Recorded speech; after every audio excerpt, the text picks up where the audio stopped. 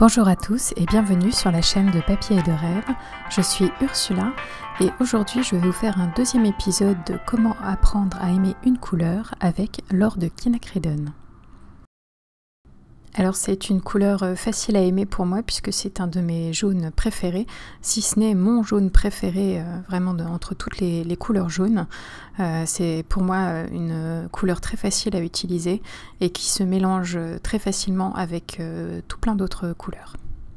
Et j'ai essayé le jaune Maya et le jaune Winsor foncé pour essayer de le remplacer et essayer d'autres jaunes et ça ne fonctionne pas pour moi.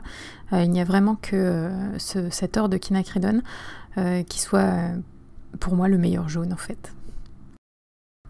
D'un point de vue technique, c'est un jaune chaud, très très transparent et absolument pas granuleux.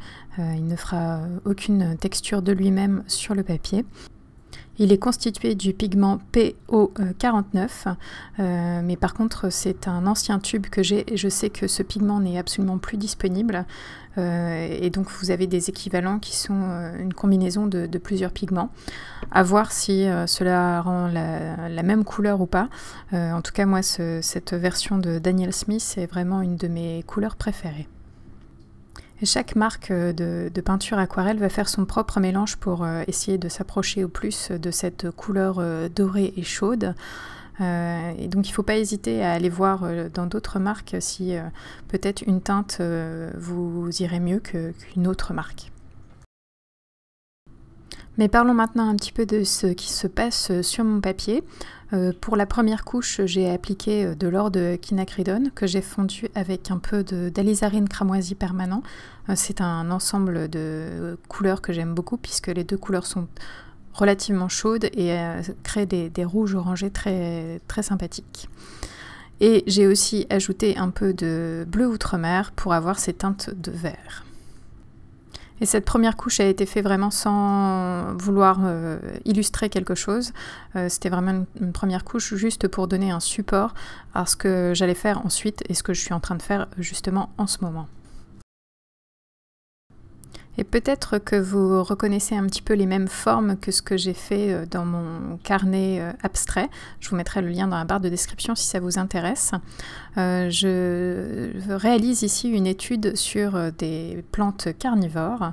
Et donc j'avais un peu fait quelque chose de similaire dans mon carnet abstraction. Et ce sujet me permet de mettre bien en avant la façon dont j'utilise l'or de quinacridone pour créer des verres. Mélangé donc avec le bleu outre-mer, on a toute une gamme de verres très chauds et très intéressants que je peux créer de cette manière. Et malgré les mélanges, on a l'impression que l'or de quinacridone illumine le papier et ajoute vraiment cette teinte lumineuse et bien jaune doré dans mes verres.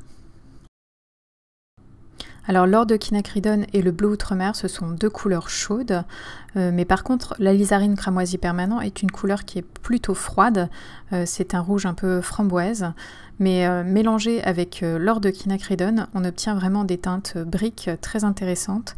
En fait ça donne un rouge orangé qui est un petit peu moins vif que si il avait été créé avec un rouge chaud, et donc pour moi un petit peu plus intéressant. Et dans la partie de vert, j'ai aussi ajouté un petit peu de vert émeraude à certains endroits pour ajouter une touche froide dans le vert et avoir ainsi plus de nuances entre donc l'or de quinacridone, le bleu outre-mer et donc le vert émeraude.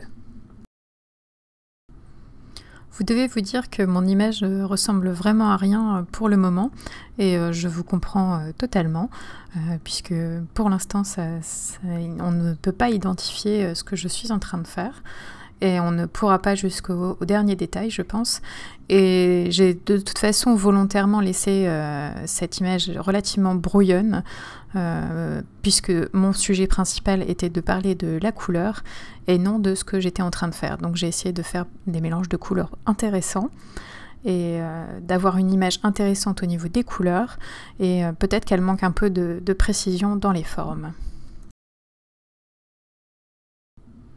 Pour obtenir la couleur sombre que je suis en train de poser, je mélange le bleu outremer avec l'alizarine cramoisi permanent et pour éviter que ce soit un petit peu trop violet, j'ajoute une pointe d'or de quinacridone à certains moments pour justement neutraliser un petit peu ce côté violet.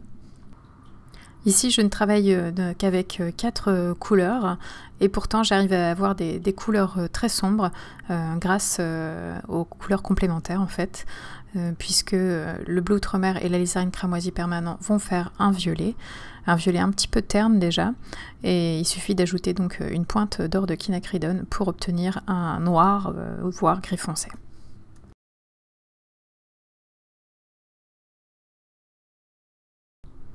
On peut souvent entendre ou lire que la palette idéale est formée d'un bleu chaud, un bleu froid, un rouge chaud, un rouge froid, et d'un jaune chaud et d'un jaune froid.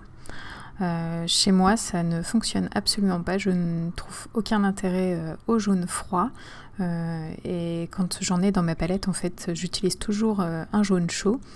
Et j'ai eu beaucoup de mal à trouver un jaune qui me convenait, puisque, par exemple, le jaune Winsor foncé est un jaune chaud. Mais pour moi, même s'il est indiqué c'est une couleur transparente, je le trouve trop opaque. Et c'est souvent le reproche que j'ai à faire à tous les jaunes, en fait. C'est qu'ils ont une tendance à être un peu opaques. Et il n'y a que l'or de quinacridone que je trouve particulièrement transparent et donc intéressant dans l'aquarelle, puisqu'il permet de faire des superpositions plutôt intéressantes et surtout il se mélange très bien avec tout un tas d'autres couleurs. Et maintenant, je vais rajouter de la texture sur mon image en utilisant une éponge. C'est quelque chose que je ne fais pas forcément très souvent et pourtant je trouve que ça a un rendu très intéressant et ça peut être très pratique aussi pour faire des arbres. Donc il suffit d'utiliser une éponge naturelle, de l'humidifier un peu pour qu'elle n'absorbe pas toute la couleur de votre palette, et ensuite on la trempe dans la palette et on l'applique sur le papier, on tapote en fait pour avoir juste cette texture très irrégulière de l'éponge. Et le rendu sera encore plus naturel si cette texture est réalisée en plusieurs étapes pour donner un petit peu plus de profondeur à la texture en ajoutant des couches en fait. Avec des couleurs un petit peu plus sombres ou un petit peu plus jaunes ou un petit peu plus rouges dans ce cas-là. Et ça me permet donc de donner un peu d'intérêt à mon image dans une zone où il y en avait très peu juste avant. De manière générale, l'or de quinacridone, je vais l'utiliser principalement pour créer des verres. Donc grâce au bleu outremer, j'obtiens donc une palette de verres très variée. Et si on ajoute juste du vert émeraude, on a encore une palette de verres encore plus variée. Et je l'utilise aussi un peu pour faire des tons orangés.